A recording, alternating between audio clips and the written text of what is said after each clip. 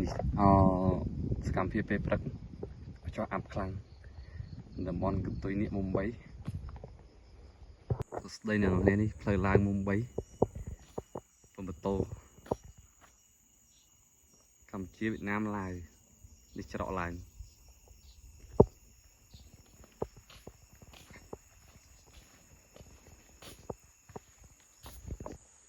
នេះច្រកឡើងកម្ពុជាដាយើងឡើងទៅ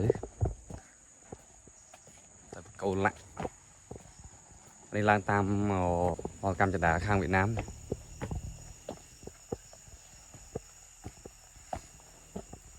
វាឆ្ងាយដែរឡើងទៅ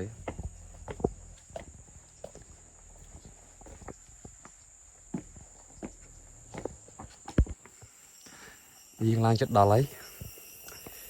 ពីទួលខ្លាំងដែរដល់កំពូលភ្នំទេសភាពចាក់ដែង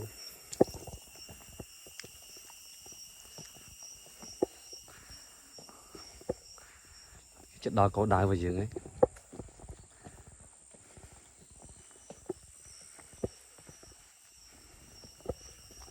ភ្ញៀវទេសចរខាងគេមកលេង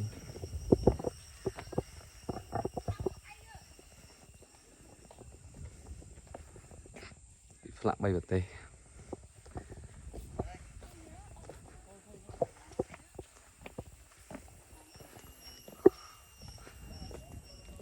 ភ្ញៀវទេសចរខាងគេមកលេង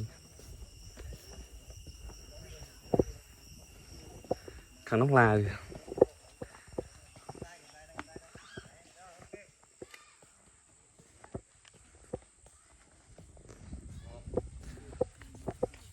ខាងនោះកម្ពុជាយើងតុងទៅលើបករវិចនេះទេសភាព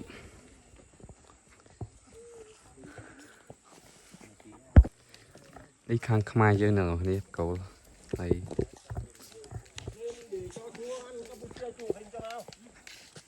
ជាងបាយមកខាងនេះឡាវ